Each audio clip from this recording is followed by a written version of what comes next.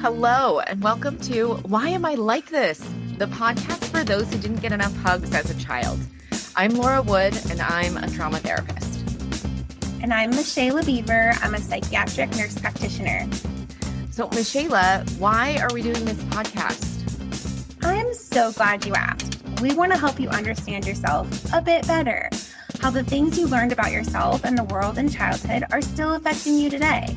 We want to figure out, why are we like this? Those random things about ourselves that we might wonder about, like, why am I so jumpy? Why am I so anxious? Why do I take everything personally? Why are my thoughts so negative? Why do I feel like I have to fix everything all the time? Right. And we are talking about feeling like an imposter today. And we're going to try to answer the following questions. What is imposter syndrome? Why do I feel like a fraud? And how do I believe in myself? So let's get into it. What is imposter syndrome?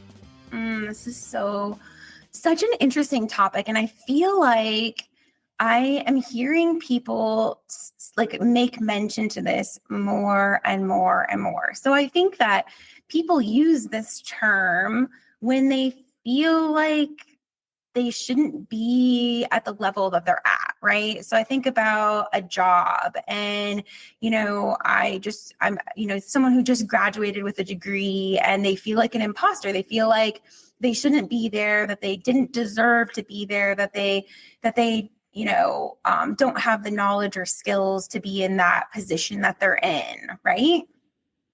Yeah, I like what you said about they don't deserve it. Like they feel like everybody else, almost like everybody else has this secret information that you don't have, that makes them somehow these experts, whereas we're just completely pretending that we know stuff about stuff and we have no idea really. Yeah, I mean, fake it till you make it is a thing for a reason, right? Right. That is. And yeah, I think that when we feel like imposters, it makes us sort of, I don't know, question our value, question our worth, and it leads us down these negative thought spirals. I think it can just lead to all these other things too. So imposter syndrome goes along with perfectionism, goes along with, negative thoughts about ourselves, Self-doubt. self-doubt. Yeah. That's so good. Yeah, I think about I think everybody who's a new grad in a career can identify with feeling this way, where you don't have maybe all the experience and knowledge of someone who's been working and doing that job for 20 years. And so then it feels really scary to ask for help. And I know in nursing, for example, they say nurses eat their own. There's a lack of support and nurturing that happens when we enter into these careers. The expectation is that you just jump in and kind of know what you're doing and know what to just know things, right? Maybe you don't know how to use the system. Okay, I'll train you on how to do that. But you just need to know all the answers to all the questions. Mm-hmm. Yeah, that's cutthroat. That's tough. Mm-hmm. I mean, I remember, being a new grad as a therapist and starting off and thinking is this it? Is this what people know in order to do this?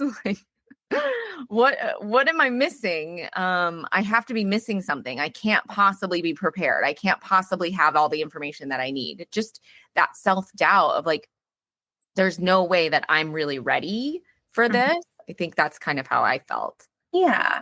I think that would be very normal to feel that way going into something new. So I think that, a lot of people have imposter syndrome when they get to that place.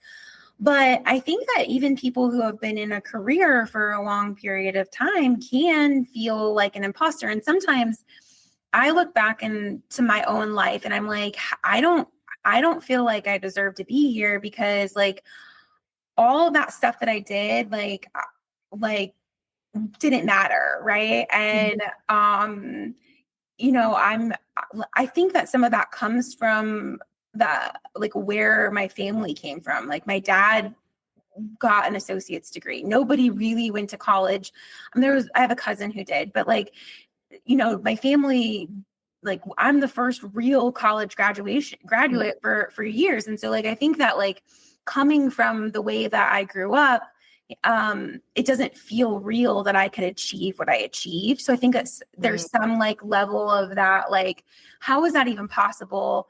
I almost failed seventh grade. How did I get here today? Right? Like, how does someone go from like feeling stupid as like a core belief to, getting to achieve things? And I think that that's maybe something that's going on there for people. Mm-hmm.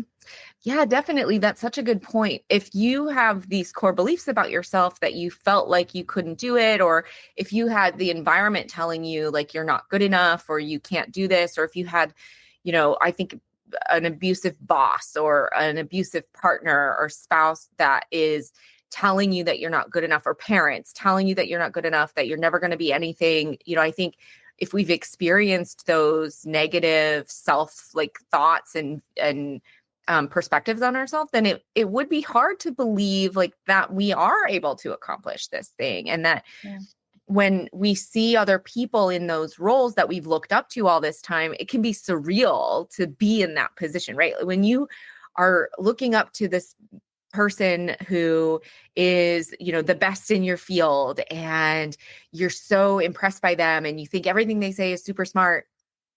And then all of a sudden you're in that field too, and you're their peer.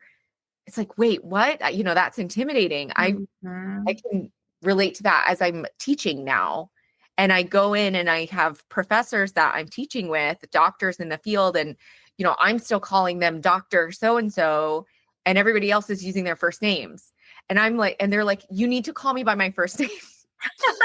Like, we are peers. This is not necessary. And it's hard for me because I feel like, oh my gosh, but I just started teaching. Like, I don't have all this experience. I mean, I've been doing it for a year, but it just still feels sometimes intimidating.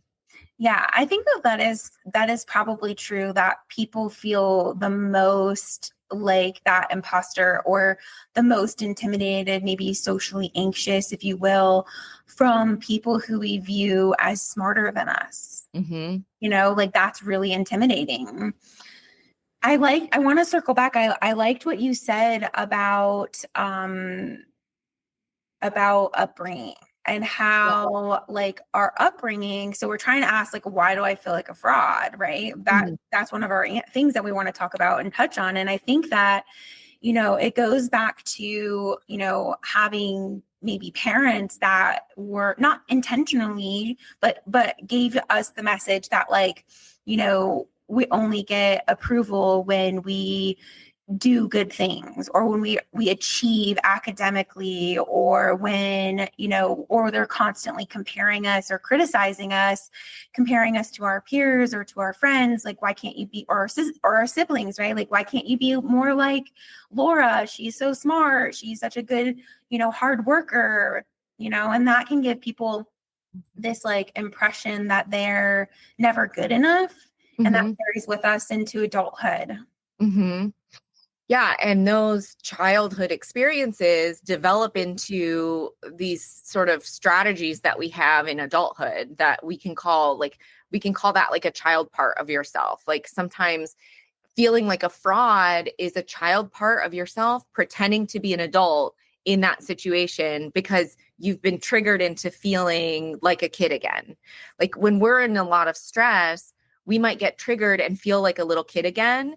And then when we feel small and we feel like incapable and we feel like we're not doing good enough and everybody else is bigger and smarter and stronger than us, then that child self is like in this adult situation trying to pretend to be an adult and can never be good enough.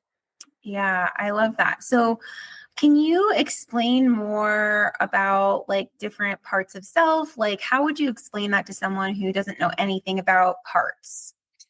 Yeah, so we all have parts of ourselves that are conflicting in different ways and have different perspectives on different things and have different experiences, from the understanding of feeling like they personally have experienced something specific. So what I mean by that is, if I say, I really don't want to go out, but at the same time, I really want to go hang out with my friends. Like part of me doesn't want to go anywhere, but another part of me wants to go hang out with my friends. Like those are two Yeah. conflicting things that are happening at once. Yeah. Um, Who hasn't felt like that, right? I mean, I think for me, the biggest thing is part of me wants to work out, but part of me wants to just watch Netflix. Right. And both parts have valid perspectives on why that would be helpful, right? Like why it would be helpful to just sit and watch Netflix. Like I deserve it. I might think to myself, well, I deserve it. I've worked really hard. I can work out tomorrow. Like I need to relax. Like I need to do self-care, whatever. Right. And then Mhm. the other part is like, well, I need to work out because I feel bad about myself and I will feel better if I work out, or I need extra serotonin and that workout is going to help me with that. And I'm going to feel really good afterwards. I'm going to have this sense of accomplishment and it's healthy for my lungs and for my body. So like they both have these perspectives that are necessary and helpful, but they're very different perspectives, right? So they might not necessarily agree. And so Right. we have these parts of ourselves that are stuck in childhood because those parts were created in childhood as a survival strategy. So go ahead. Oh, I was going to You're going to ask say, something. how would someone know that they're operating in a child part? They would know because they would feel younger than they are. So like I ask my clients all the time, how old do you feel in this moment? And a lot of times they'll be like, that's a weird question. And then they'll respond by saying like, well, I feel like a teenager. Oh, okay. How old are you actually right now? Right. And then it's like, oh, I'm in my 30s, my 40s, my 50s, whatever. And so when we feel when we feel little, we feel small, we feel incapable, when we feel helpless and hopeless, we're often accessing information from that child part. Mhm. And And so so would it be fair to say that if you're accessing information from like a child part, then you're operating in a network that you don't have access to all of the, knowledge of your adult self? mhm. Yeah, you wouldn't have access to all of your adult experiences and all of like your adult self's confidence and competence, right? So you might not realize like, oh, I'm an adult and I have a master's degree and I have decades of experience and I have this and I have that. Right. You might not have access to that information in that moment. So you're feeling like, I don't know what I'm doing. I have no like information that will be contributing to this environment. Like I'm totally useless in this moment. Yeah. And I could see how that would further activate the fight or flight system, making you feel more anxious and, in more Mhm. distress. Totally, right? Because then what do we do when we're kids? We avoid, we run away, or we fight, we throw a tantrum. And so those are the things that we want to do. A lot of the time we're going to shut down and retreat and we're just going to like stay quiet and like slink off into the corner or try Right. to avoid the situation in the future. Right. Or that fawning type, like, what can I do to just make this person happy? Like, Mhm. Yeah, what can I do to make this person like me so that they don't recognize that I'm totally a fraud? yeah, that makes sense. Well, that would be really challenging if you're stuck in a child's part that doesn't have the knowledge and does maybe have experiences. Maybe your parents were, maybe you didn't do well in school and your parents were really hard on you for things, that could definitely play into feeling like a fraud or an imposter. Yeah. And when we feel that way, we have things that we can do to what I call like get back online and believe in ourselves again and recognize that we can be safe and we can be healthy and we can be okay and we can be competent, right? Our competency is the most important aspect here of imposter syndrome is we feel incompetent. So we need to feel competent again. And we can get access to our adult self by doing some grounding skills. Like one of the things is time orientation. Time orientation is like recognizing like today's date, like, oh, it's 2025. How Yeah. old am I? Right? Like I'm not a kid anymore. How many years has it been since I was a child? Like a lot. How Mhm. many years have I been doing this work? How much training do I have? So time, like focusing on knowing like the time and when it is now versus when it was then can kind of help you get back Yeah. online. Yeah, that makes a lot of sense. Now, I wonder, what if you ground yourself back into the present moment, you look around and you find three things that are green, and you're trying to do all of those things, but yet, like, for some reason, like, I can see the logic. Like, I'm like, okay, I have done X number of trainings, I have a master's degree, I have a doctorate degree, I have education, I have experience, but yet, like, that doesn't feel like enough, Hmm. because I just don't feel good about myself. I just can't access that. Yeah, I think one thing that can be helpful is trying to find what we call a mastery resource. Like, when's a moment that you felt your best and embody that for a second. So, for example, if you felt your most confident at an event one day, like when, and where were you when you felt your most confident? And then really, really focus on that and remember it. And when you remember it, notice what it feels like in your body. Were you standing up straighter? Were you, projecting your voice? Were you holding your head a little bit higher? Like, what do you notice about yourself and your body when you were at your most confident? And then reorienting your body to a moment like that, right? So like stepping into Mm-hmm. yourself, like, and we both just did it. We both just like squared our shoulders and kind of like sat up a little straighter. And when we do that, we feel better. That there's actually, we're accessing our vagus nerve in that moment and like telling our vagus nerve to send signals of safety and send signals of health and vitality to Yeah. our nervous system. Yeah, I know. Anytime people talk about sitting up straighter, I'm like, oh gosh, don't slouch. I'm a sloucher in real life, but I need to sit up straighter because it does give me more confidence and it makes me feel more capable. It's Yeah. just an automatic thing. Yeah, that's true. So I think about, like, people who don't have a very strong sense of self. Like, Hmm. maybe they've gone through life by imitating others to get by, right? Like, they don't really know who they are, what they believe in. They don't have strong values. They just like feel like a chameleon, right? And then, do you think that that could be part of what makes people feel like a fraud or an imposter? Yeah, for sure.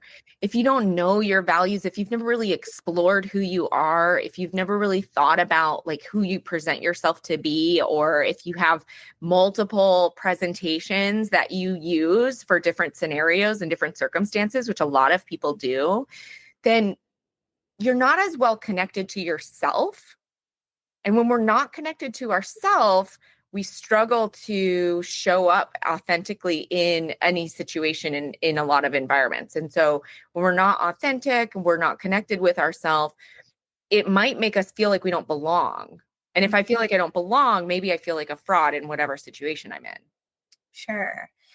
So, I mean, what would someone do to start trying to develop a better sense of self? I mean, when I think about that, I think I like we talk about like paying attention to our feelings, because our feelings are what drive us towards knowing what our values are, right? Like, if we feel sad or we feel, upset about something that somebody did, that like is a connecting point for us to know. So like getting connected with our feelings can help us, know which direction that we're supposed to go, what our values are. But what can people do to help connect themselves with themselves?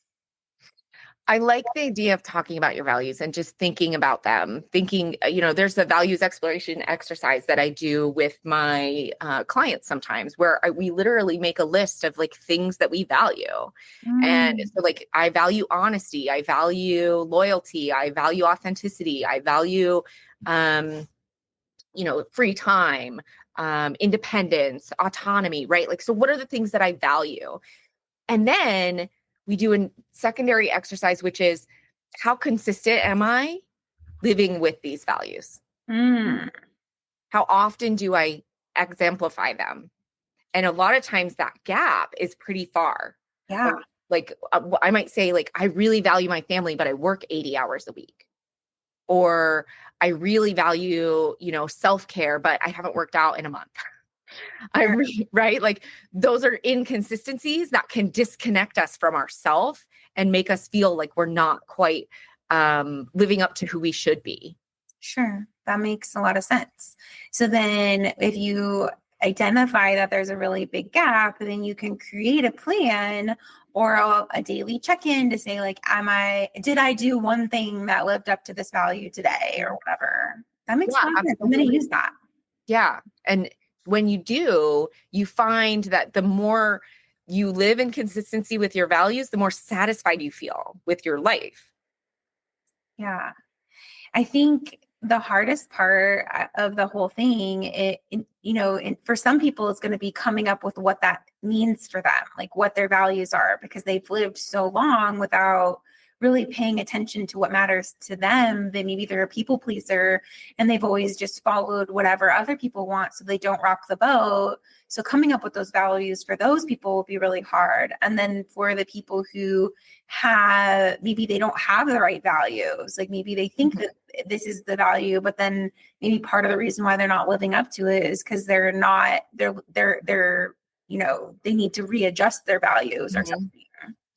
Yeah. And this is a helpful exercise to go through, is like as part of a group or in therapy or, with a friend or something like that, because you can get a better perspective on what values even are. I mean, we could do a whole nother podcast episode on what are values and what does that even mean? That's a good idea. Yeah, I think we should. And then what we should do, maybe we'll do this, is create a worksheet and put it on our website so that we can actually make a values exploration exercise for people to do. That's a good idea. I love that. So these are things. Stay tuned. Yeah. we're like just, mind mapping right here on the spot. Yeah, we're making big plans.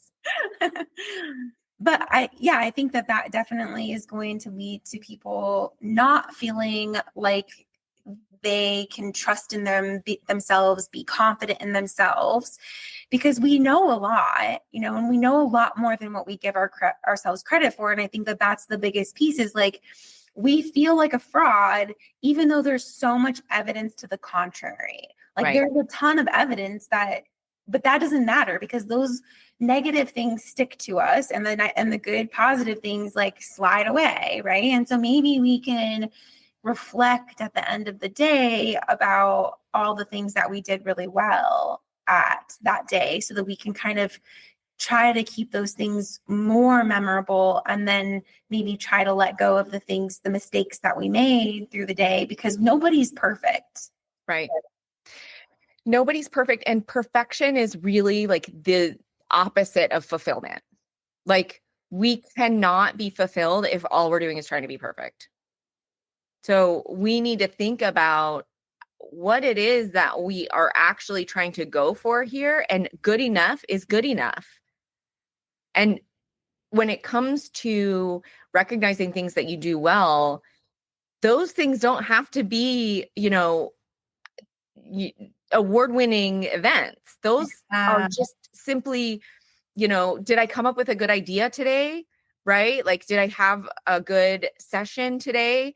Did I check these boxes today? Was my schedule on track? Did I show up on time? Like, these are things that I did. Okay, good. That shows that I'm a competent, effective person, and I'm going through my life in a competent and effective way. It doesn't have to be big, huge things. No.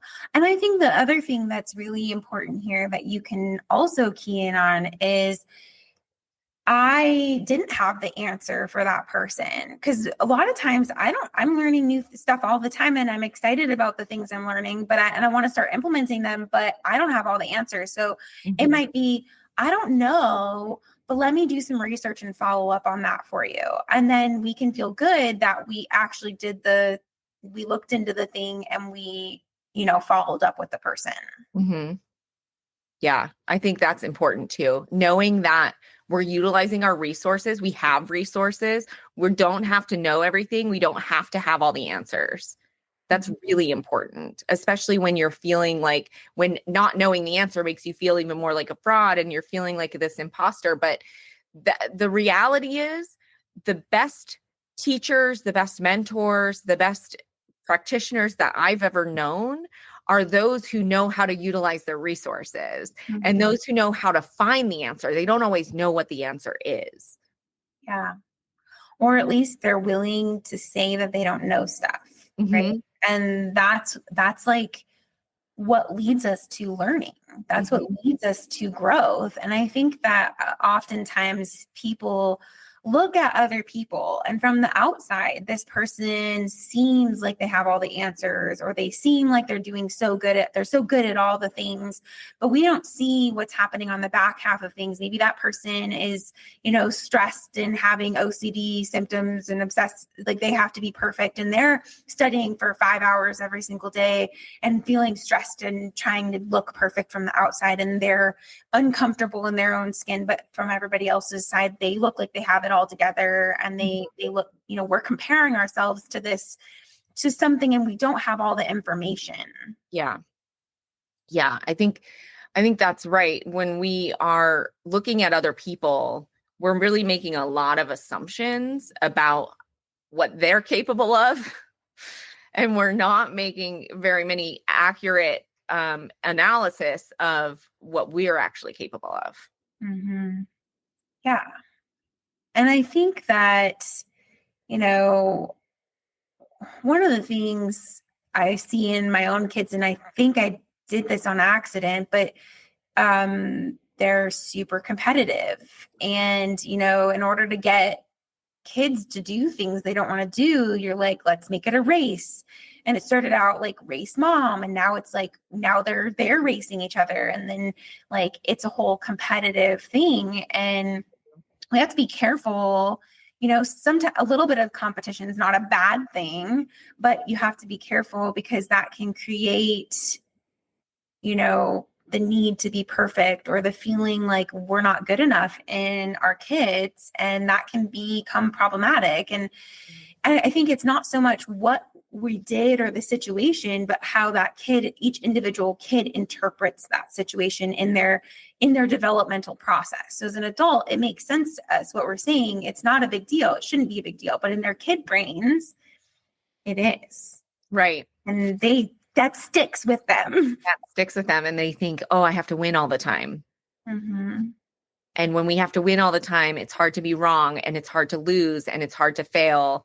And it's harder for us to really believe in ourselves and recognize that we're still capable, even if we didn't succeed at that one thing.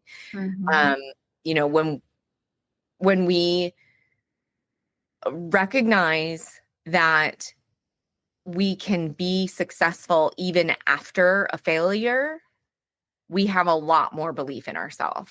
Yeah. That failure is not permanent. It's not causing us damage that we can't undo. That's so good. Yeah. So in order to instill that in kids, we have to be mindful of the messages that we're giving them in the first place. And, noticing when that is, when there's a pattern in their thinking, so that we can start trying to help them overcome it. Right. Because we can't know, we're not going to be like, we're going to mess up things as parents. Like, we don't know how that kid is going to interpret that thing in totally different way. But, maybe now that we're competitive and we're getting our kids to race to go brush our teeth, but we all have a party in the bathroom to brush our teeth, right? Like, it's all a celebration, and everybody gets to join in, and it's just fun, right? And it's not about winning, Absolutely. I like what you're saying. When you notice a pattern in their thoughts, you can kind of give them alternatives, right? You can start including new information that challenges those patterns without directly challenging them. So you can say, there's more options than just that. And when we give ourselves more options than just our belief that we're, a fraud or a failure or, an imposter, we need to just give ourselves more options. Like, what if that's not true? Right. What if I am actually here because I deserve to be here? Then what? And then we can move forward. Right. Then that opens me up to be able to learn and grow and not feel bad about not already being there. Yeah, absolutely. Yeah. And that's really big. That's really helpful. It's very helpful. Because if I think that maybe I deserve to be here, then I feel a lot better about myself. And confidence is an energy that projects too, right? So we have this energy that we are projecting. And when we project confidence, it makes other people feel confident too. And it can actually like radiate in the room and make other people believe in us if we believe in ourselves. Yeah. I love that. Yeah. Can you think of anything else that you want to add to things that like we could do to, not feel like a fraud or believe in ourselves better? I think this is going to sound silly, but affirmations, they really work. If you put an affirmation on your mirror and you say it to yourself and you look at yourself and you say the thing and you embody that, like it really does make you feel better. Yeah. Well, and I think that people get down on affirmations because they didn't work like the first time that they tried it, or like it's so unbelievable that like they couldn't believe that thing or something. And I think that, one, maybe you need to, if that's you, maybe you need to rewrite it to like something that's more believable to you. Right. But I think that they do work. I mean, I really think it like writing down maybe like I am statements, right? Yeah. And you're speaking it into existence as if it is true, and maybe it's not yet. Maybe it doesn't feel like it's true yet, but someday it might. It might be. Yeah. Huh. I love that. You're speaking it into existence as if it's true. I think that is the perfect place to end today. Love it. Yes. So thank you so much for this excellent conversation. As always, Michaela. Yeah, thank you. And thank you for listening to Why Am I Like This? If you like our show, please leave us a rating and review on your favorite podcast platform. Follow the show and share it with your friends. This episode was written and produced by me, Laura Wood, and Michaela Bieber. Our theme song is Making Ends Meet by Thick as Thieves, and a special thanks to Beneberry Counseling and Active Healing Psychiatric Services for sponsoring our show.